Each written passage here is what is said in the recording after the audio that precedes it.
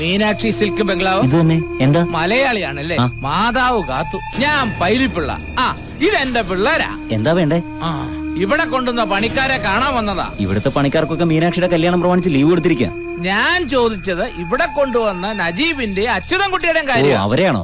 നജീബ് ഇവിടുത്തെ പുറയിലെ ഔട്ട് ഹൗസിലാ. അച്യുതൻകുട്ടിയോ? പുള്ളിക്കാരന്റെ അപ്പുറത്തെ മുതലിയാർ ബംഗ്ലാവിലാ. ഞങ്ങൾക്ക് ആദ്യം കാണേണ്ടതാ നജീബിനെയാ. ആളിവിടെ ഇല്ലെന്നാ തോന്നണത്.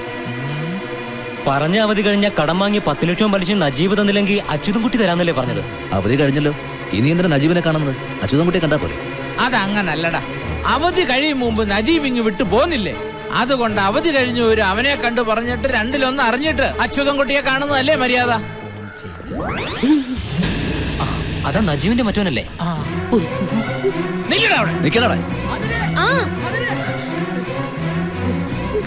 എന്താ സിഎംഎ? നാട്ടിൽ നിന്ന് പൈലിപ്പിള്ളയും ഗുണ്ടകളും വന്നിട്ടുണ്ട്. ഈശ്വര, എന്നെ കണ്ടു കാണുമെന്തോ. കണ്ടാലെന്താ? കാശ് കൊടുത്ത് ആരുടെയും കയ്യും കാലും തല്ലി ഓടിക്കുന്ന പാർട്ടികളാ. അതിന് സിഎം എന്തിനാ പേടിക്കുന്നേ? പറഞ്ഞ പോലെ ഞാൻ എന്തിനാ പേടിക്കുന്നേ? നീ എന്തിനാടാ ഞങ്ങളെ കണ്ടപ്പോ ഓടി? ഞാൻ നിങ്ങളെ കണ്ടില്ല, നിങ്ങൾ എന്നെയാ കണ്ടത്. അതുകൊണ്ടല്ലേ ഓടിയത്. എന്താ പൈലിപ്പിള്ള ചേട്ടാ ഇവിടെ? നജീബിനെ ഒന്ന് കാണാനാ. നജീബ് ഇവിടെ ഇല്ല. കാർപ്പന്റേഴ്സിന് ഏർപ്പാടാക്കാൻ സിറ്റി വരെ പോയിരിക്കും. ഏത് സിറ്റി പോയാലും ഞങ്ങൾ കണ്ടുപിടിച്ചോളാം. എന്താ കാര്യം? ഞാനും അച്യുതൻകുട്ടിയും തമ്മിൽ ഒരു കരാറുണ്ട്. അത് പ്രകാരം അച്യുതൻകുട്ടി എനിക്ക് കാശ് തരും. ഞാൻ നജീബിന്റെ കണക്ക് തീർക്കും. കാണിക്കല്ലേ? മലയാളം ആരെങ്കിലും ഉണ്ടെങ്കിൽ ഓടിവായോ, രക്ഷിക്കണേ. ഞാൻ നിരപരാധിയാണ്.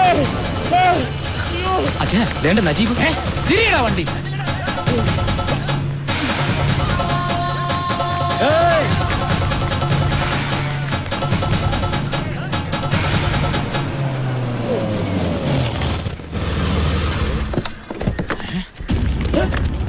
പടച്ചോനെ, പൈലിപ്പിള്ള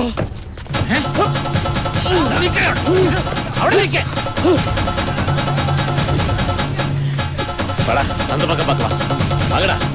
എന്നെ വിട്ട് ഓടിക്കലടാ. ഞാൻ നിങ്ങൾ ഉദ്ദേശിക്കുന്ന ആളല്ല. പോയി പിടിയടാ മോട്ടെ. അവിടെ നിൽക്കാൻ.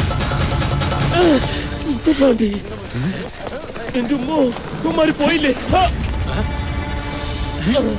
டேய், அவன் ஆளை கூட்டிட்டு வந்திருக்கேன்டா. முதல்ல மற்றவங்களை எல்லாம் அடிச்சு துரத்திடு. அவனை மட்டும் எனக்கு வேணும்.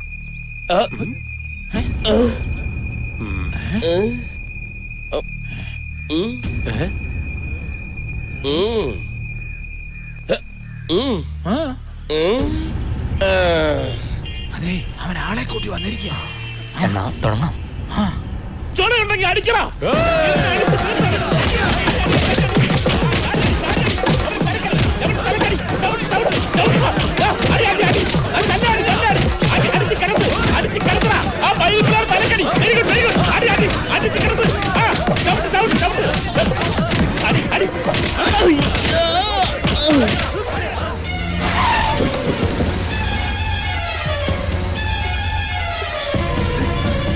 എന്താ എന്റെ നജിക്കായ്ക്ക് പറ്റിയത്?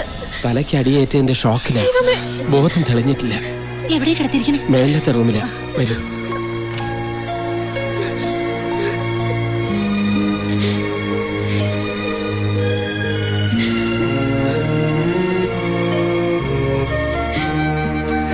പേടിക്കാനൊന്നുമില്ലെന്നാ ഡോക്ടർ പറഞ്ഞത്. എന്താ ഉണ്ടായത്? എന്താ സംഭവിച്ചതെന്ന് ബോധം തെളിഞ്ഞാലേ അറിയാൻ പറ്റൂ.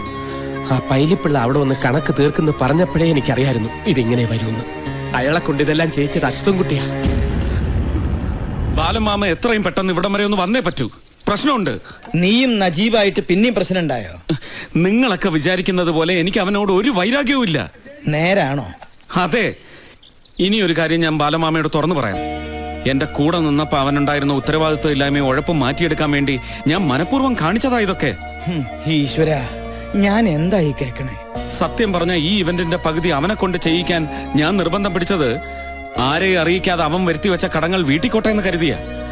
പക്ഷെ ഇപ്പൊ കാര്യങ്ങളാകെ കൈവിട്ടു പോകുന്ന മട്ട. അതുകൊണ്ടാ അത്യാവശ്യമായിട്ട് ചില തീരുമാനങ്ങളൊക്കെ എടുക്കണം. നീ എന്താ കാര്യം പറ. കാര്യങ്ങളൊക്കെ വിശദമായിട്ട് അമ്മാമ്മ ഇവിടെ വന്നിട്ട് പറയാം. തൽക്കാലം അമ്മയും അശ്വതിയും ഇതൊന്നും അറിയണ്ട. എന്താടാ? ആ പൈലിപ്പിള്ള ആൾക്കാരും കൂടി നജീബിനെ തല്ലിന്ന്. പൈലിപ്പിള്ളേ? അയാൾ ഇവിടെ എത്തി. എന്തിനാ അവനെ തല്ലിയത്? അതൊന്നും അറിഞ്ഞൂടാ.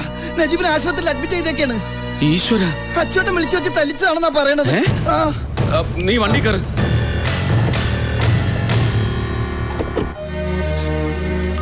മാതിരി. എന്താ ഇത്?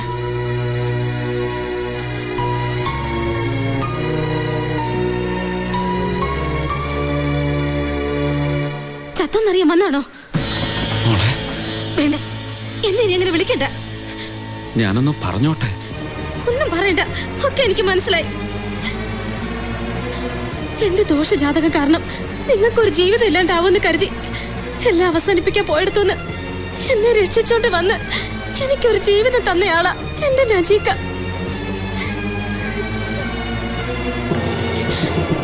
നിങ്ങളൊരു പെണ്ണിന്റെ കഴുത്തിൽ താലി കെട്ടുന്നത് കണ്ടിട്ട് മതി നമുക്കൊരു കുഞ്ഞും കുടുംബമെന്നും പറഞ്ഞ് കാത്തിരിക്കുകയായിരുന്നു.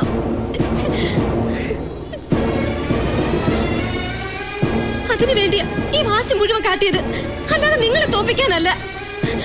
ഇങ്ങനെ ദ്രോഹിക്കാൻ മാത്രം എന്ത് തെറ്റാ ഞങ്ങൾ ചെയ്തേ? ഒന്നും ഞാൻ അറിഞ്ഞതല്ല. വേണ്ട, ഇനി കള്ളം പറയണ്ട. കാണണ്ട എനിക്ക്. പോയ്ക്കോ, ഇറങ്ങി പോയ്ക്കോ എന്റെ കൺമുമ്പിൽ.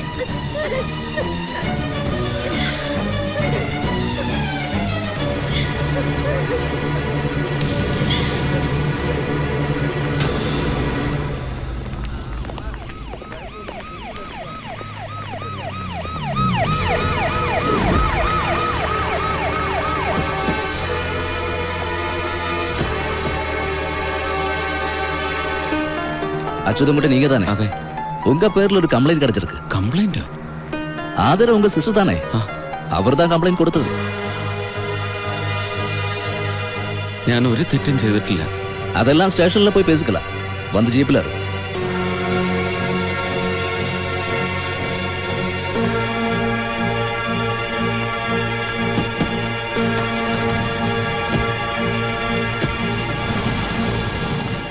അച്ചുവേട്ടൻ അങ്ങനെ ചെയ്യുന്നു നിനക്ക് തോന്നുന്നുണ്ടോ?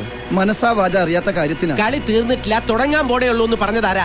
നാട്ടിൽ നിന്ന് പൈലിപ്പിള്ള ഇങ്ങോട്ട് വിളിച്ചു വരുത്തിയതാരാ? എടാ ഇതിലെന്തോ ചതിയുണ്ട്. നിന്റെ വക്കാലത്തൊക്കെ സ്റ്റേഷനിൽ പോയി പറഞ്ഞാ മതി. நம்ம எதிராளே வந்தவரோட கதிய பாத்தியா மச்சா? அந்த அச்சுதன் குட்டி ஸ்டேஷன்ல, நஜீப் ஹாஸ்பிட்டல்ல. அவனுக்கு இன்னும் போதமே வந்துட்டல. எல்லாமே ஆண்டவனோட தீர்ப்பு. ஏன் தெரியுமா? மீனாட்சி நம்ம வீட்டுக்கு மருமகளா வரணும்னு எழுதி இருக்கு. அது நடக்குமாடா? நடக்கணும். அவ ஸ்டேஷன்ல இருந்து இறங்குறதுக்கு முன்னாலே மீனாட்சி கழுத்திலே சரவணன் தாலியை கட்டி இருக்கணும். அது எப்படி நடக்கும்? சரவணன் வீட்டுக்கு வர்றதே இல்லையே. அந்த விஷயத்திலே டென்ஷனே வேண்டாம் மச்சா. அவனை எங்க இருந்தாலும் நான் கூட்டிட்டு வரேன். நாட்டாமை சொன்ன 10வது நாள் நாளைக்கு தானே? ஆமா. அச்சுதன்குட்டி மீனாட்சி கழுத்துல தாலி கட்டிதான் ஆகணும். ஏன்னா 7வது நாள் அவன் நிரபராதின்னு தெளிக்கவில்லை. ஆனா இந்த கல்யாணம் நடக்கவே கூடாது. சரவணனுக்கு மீனாட்சி கழுத்துல இந்த ஊர்ல வச்சு தாலி கட்டவும் முடியாது. என்ன வழி மச்சா? இங்க வேண்டாம் மச்சா. என்ன? ஏகாம்பர கோவில்ல நாளைக்கு திருக்கல்யாண நாள் தானே. கூட்டமா நடக்கிற அந்த சமூக திருமணத்திலே கொண்டு போய் தாலியை கட்டலாம். அந்த கூட்டத்திலே யாரு யார் கழுத்திலே தாலியை கட்டுறாங்கன்னு எவருக்கு தெரிய போகுது? மச்சான் எப்படியாவது மீனாட்சியை கூட்டி அங்க வரணும். அதுக்கு மீனாட்சி சம்மதிக்க வேண்டாமா? அது மச்சான் விசாரிச்சா நடக்கும். ஏதாவது பொய்ய சொல்லி அவளை அங்க கூட்டிட்டு வாங்க. சரவணனை கூட்டி நானும் அங்க வரேன்.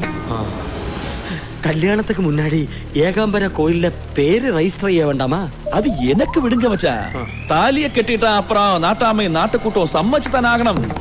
கூடி போனா அபராத பணம் கட்ட சொல்லும். கட்டியா போச்சு. பணம் நான் தானே கட்டணும். என்ன? ஒண்ணும் இல்ல, எல்லாம் நல்லதுக்கு தானே.